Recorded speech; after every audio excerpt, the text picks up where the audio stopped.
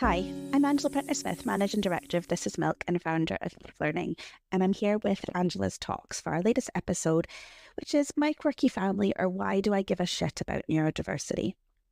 So, up until probably about 2021, I had never actually come across the term neurodiversity.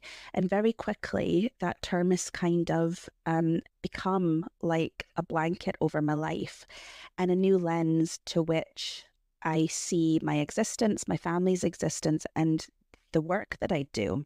So, neurodiversity was a term coined by Judy Singer, and it was really around the autistic rights movement, which was to give a term for the diversity of humanity and how all of our brains operate differently. And in that umbrella and that nice blanket of diversity that is the human brain, it was a more positive way to view people with autism and for them to view themselves rather than being pathologized, which is what typically the medical model had done.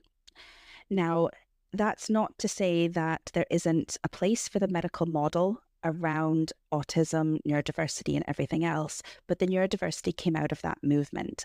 And I personally love the term because it takes in everyone. And that to me is helpful. I am not something that is pathological or wrong, or there's anything wrong with me. I am just part of this beautiful tapestry of humanity. Now, what happened when I stumbled across this term neurodiversity? I was going through the process of pursuing an ADHD diagnosis for my then 5-year-old son during COVID. And I myself had been identified as dyspraxic in my late 20s. My husband, he was identified as dyslexic in his teens.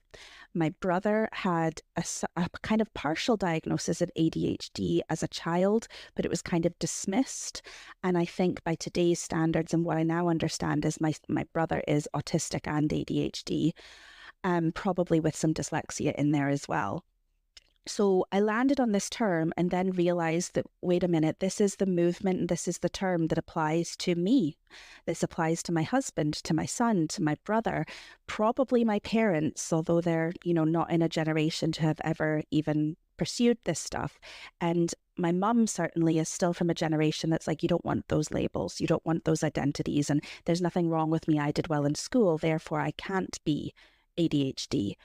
But of course, as we learn more as society, as we learn more from a medical perspective and from a social movement perspective, we now know that the way that we were identifying conditions such as dyslexia, ADHD, dyspraxia did not cover the true lived experience of so many people, and certainly cut out an awful lot of people who do have struggles and challenges related to neurodivergent conditions, particularly women. So ADHD in girls was a massively overlooked space because women with autism or ADHD, women generally, we tend to internalize, whereas men externalize.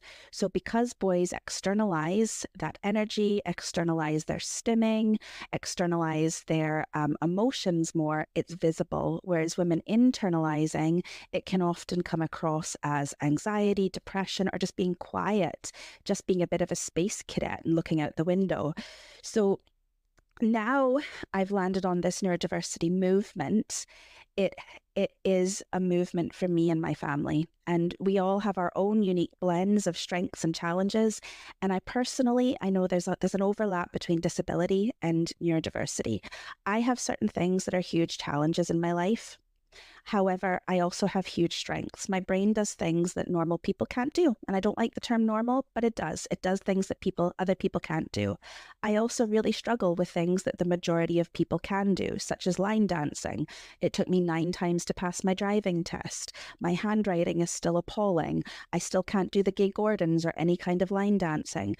But there's plenty of stuff that I can do. So I don't view myself as disabled, but I do view myself as neurodivergent, and I have a spiky profile. And part of my mission with Neve Learning and with the work that we do is around, firstly, everybody understanding that we are part of that beautiful tapestry of humanity that is neurodiversity, but also to give a voice to all of the people who have felt excluded because of their particular unique spiky profile. So that's me on my quirky family and why I really do give a shit about neurodiversity. And with that, I just like to, if you like what I say, please do follow us, and I can start delivering more of this. Thank you.